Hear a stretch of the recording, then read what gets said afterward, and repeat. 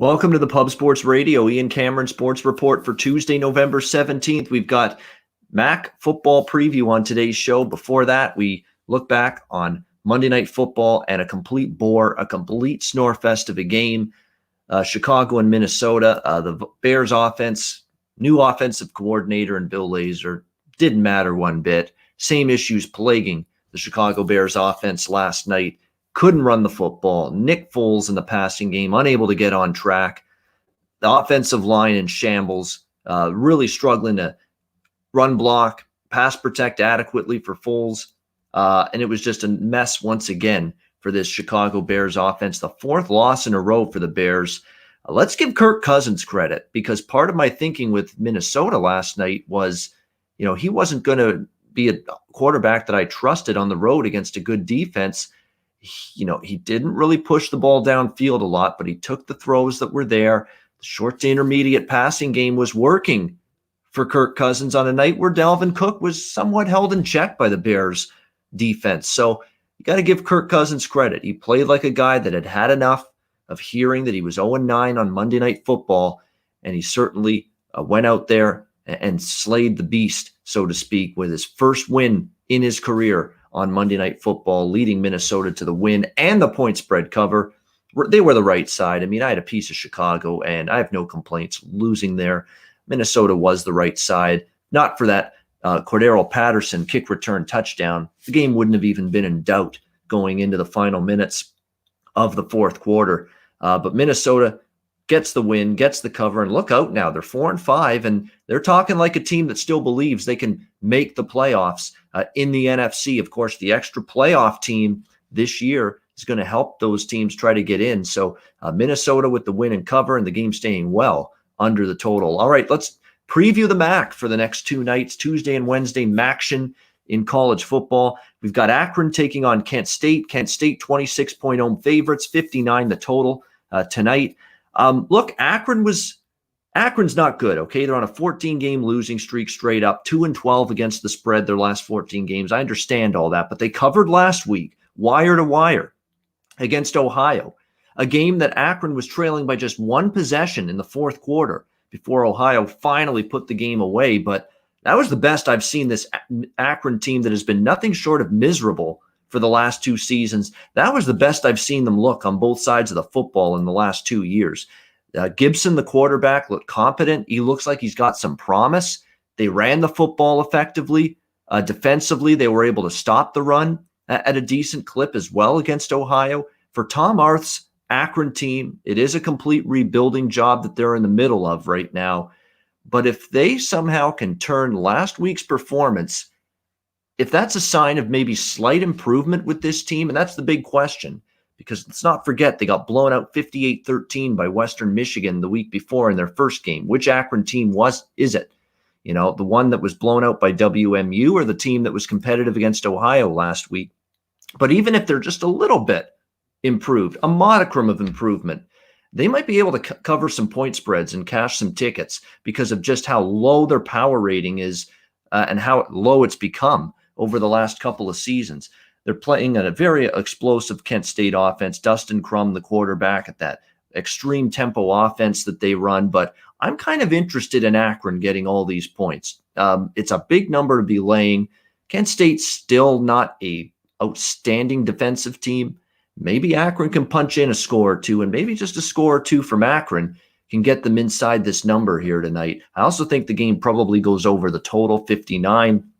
We did see some offensive signs of life from Akron, and if they can show those tonight, I think they get the game over the total, because Kent State's probably good for at least 30 points. I know Akron played okay defensively last week, but they're not slowing down Kent probably and that explosive offense. So I lean to Akron, and I lean to the over here in that game. We've got Buffalo Bowling Green, Buffalo 31.5-point road favorites, 58.5 the total. Yes, I did bet a small piece of Buffalo here. Very tiny bet. But Bowling Green, to me, looks that bad. Like, they could even be worse, in my opinion, than Akron and Northern Illinois and some of the other weaker teams in the MAC this year. Their defense is just beyond bad. The quarterback play's been miserable.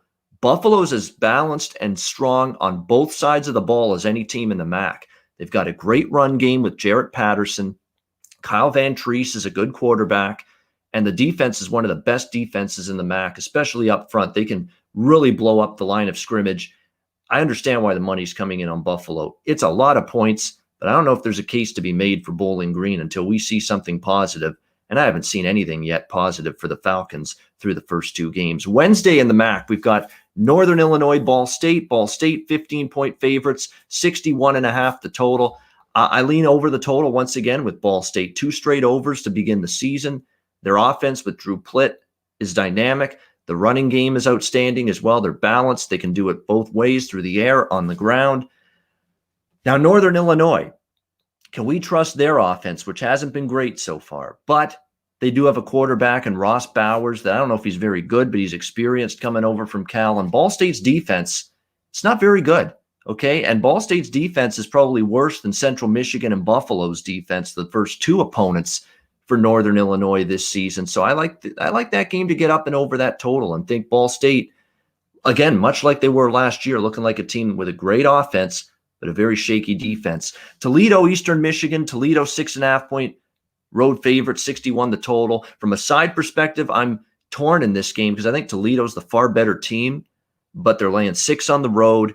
It's a tough spot for them, trying to pick themselves up off the mat after just a brutal, gut-wrenching loss to Western Michigan. They basically blew the game in the final 2 minutes. Western Michigan scores a touchdown. They recover the onside kick, and then the Dan Marino fake spike for the game-winning touchdown to come back from the dead to beat Toledo. Does Toledo rebound easily from that kind of loss? I'm not so sure.